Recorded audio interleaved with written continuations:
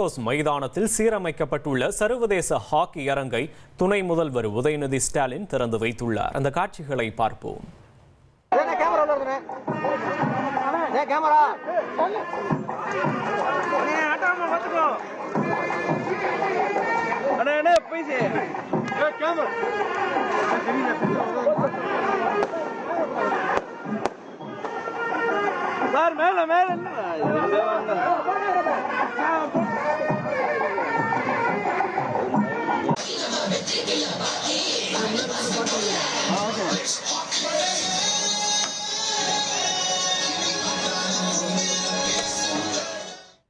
விவரங்களை செய்தியாளர் ஜெகநாத் வழங்க கேட்போம். ஜெகநாத், வணக்கம். தற்போது திறக்கப்பட்டிருக்கக்கூடிய இந்த ஹாக்கி அரங்கு எந்த அளவுக்கு நவீனப்படுத்தப்பட்டிருக்கு மற்றும் என்ன மாதிரியான சிறப்பு ஏற்பாடுகள்லாம் செய்யப்பட்டிருக்கு? விவரங்கள்.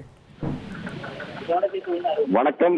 மதுரையில் புதிதாக சர்வதேசிய ஹாக்கி அரங்கை தற்போது தமிழ்நாட்டின் துணை முதலமைச்சர் உதயநிதி ஸ்டாலின் அவர்கள் திறந்து வைத்தார். மதுரை ரேஸ்கோர்ஸ் மைதானத்தில் கட்டப்பட்டுள்ள சர்வதேசிய ஹாக்கி அரங்கை இன்று திறக்கப்பட்டிருக்கிறது. குறிப்பாக தமிழ்நாட்டு விளையாட்டு மேம்பாட்டு ஆணையம் சார்பில் ரூபாய் 10.55 கோடி மதிப்பில் ரேஸ்கோர்ஸ் மைதானத்தில் ஏற்கனவே இருந்த செயற்கை புல்தரை ஹாக்கி மைதானத்தை சீரமைத்து தற்போது புதிதாக பார்வையாளர் கேலரிகள் மற்றும் ஹாக்கி அரங்கு முழுமையாக முடிக்கப்பட்டு தற்போது இன்று திறந்திருக்கிறது. இரு பக்கமும் பார்த்தீங்கன்னா 1200 பேர் அமர்வதற்கான 2 தற்காலிக கேலரிகள் தற்போது 50% பணிகள் தற்போது முடிவடைந்த நிலையில தற்போது நிரந்தர பார்வையாளர்கள் கேலரி முதல் மாடியில் நடுவில் உள்ள விஐபி அறையில் நாற்காலிகள் இரு பக்கமும் பார்வையாளர்கள் கேலரி பிளாஸ்டிக் வகை சேர்களானது பொருத்தப்பட்டிருக்கிறது. மேல்தளம் முழுவதும் பார்த்தீங்கன்னா ஒயரிங் வேலை முடிக்கப்பட்டு ஏசி பொருத்தப்பட்டிருக்கிறது. ஒரு பக்கம் பார்வையாளர் கேலரி மீடியா அரங்கானது பயன்பாட்டுக்கு தற்போது வந்திருக்கிறது. போட்டிக்கு தனி வழி ஹாக்கி அரங்கு வருவதற்கென பின்பக்கம் உள்ள வாசல் நவீனமயமாக்க மின்விளக்குகளுடன் அழகுபடுத்தப்பட்டு தற்போது நிறுவப்பட்டிருக்கிறது. நீரூற்றத்தின் மேல் பகுதியில் ஹாக்கி மட்டை குறிப்பாக பொருத்தப்பட்டிருக்கிறது. பூச்சி வேலைகள் கேலரி வயது அனைத்து முடிக்கப்பட்டு தற்போது இந்த மைதானத்தை உதயநிதி ஸ்டாலின் அவர்கள் திறந்து வைத்தார். தொடர்ந்து பன்னாட்டு வீரர்கள் பயிற்சி பெறுவதற்கு அரங்குகளானது இங்கு திறக்கப்பட்டிருக்கிறது.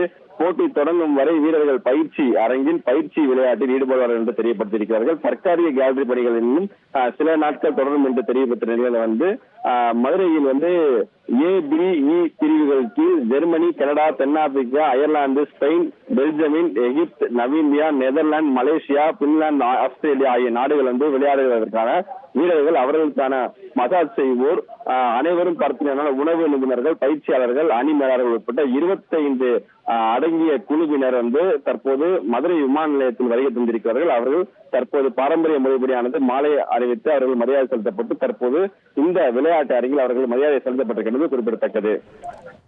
விவரங்களுக்கு நன்றி ஜெகநாத்.